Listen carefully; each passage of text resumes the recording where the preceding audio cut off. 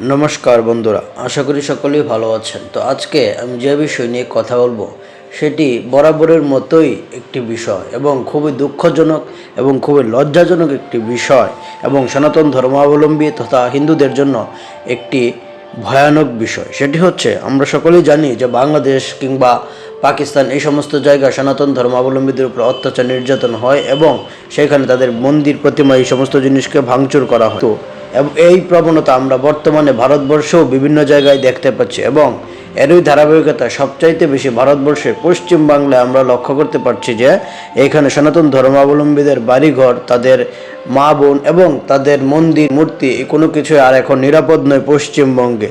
কেননা গতকালই একটি ঘটনা ঘটে গিয়েছে পশ্চিমবঙ্গের মুর্শিদাবাদ থানার অন্তর্গত চুনাখালী শ্যামবাজার অঞ্চলে কালী এবং শিবের প্রতিমা ভেঙে দিয়েছে।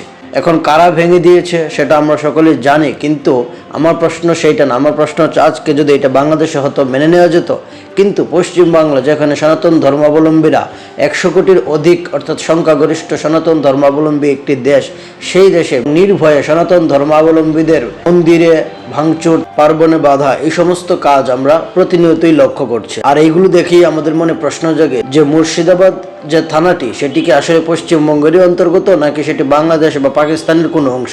কেননা প্রায় প্রতি বছরই কিছুদিন পরে পরে এখন আমরা মুর্শিদাবাদে সনাতন ধর্মাবলম্বীদের উপর অত্যাচার নির্যাতন প্রতিনিয়ত দেখতে পাচ্ছি। শুধু পশ্চিমবঙ্গের মুর্শিদাবাদ নয়, আরও বিভিন্ন জায়গায় যেমন মালদহ, শিয়ালদা, এই সমস্ত বিভিন্ন জায়গায় আমরা লক্ষ্য করছি যে সনাতন ধর্মাবলম্বীদের পূজা পার্বণে বাধা এবং তাদের প্রতিমা ভাঙচুর এবং তাদের বাড়িঘরে হামলার ঘটনা খুবই আশঙ্কাজনকভাবে বাড়ছে। এখন পশ্চিমবাংলাতে বর্তমান যে ক্ষমতাসীন দল আছে, তাদের যে প্রধান, তিনি সনাতন ধর্মাবলম্বীদেরকে রক্ষায় কোনো রকম কোনো উদ্যোগ না নিয়ে বরঞ্চ তাদেরকেই দোষী বলে তাদের উপরেই তার অত্যাচারের স্টিম রোলার চালাচ্ছে। এই হচ্ছে পশ্চিম বাংলার অবস্থা এবং ভারতবর্ষের অবস্থা।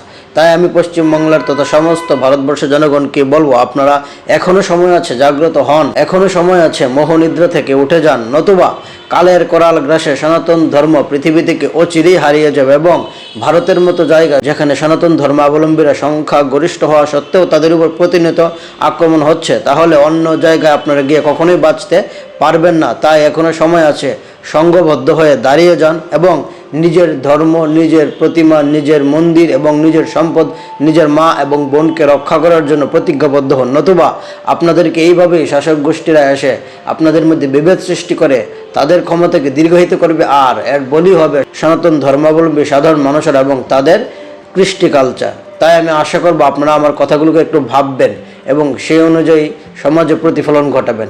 আজকে আর বেশি কিছু বলবো না, কেননা এই সমস্ত জিনিস দেখার পর মন এমনিতেই খারাপ থাকে। তো কথা হবে পরবর্তী এপিসোডে, সেই পর্যন্ত ভালো থাকুন। ধন্যবাদ সবাইকে। নমস্কার। ওম শম।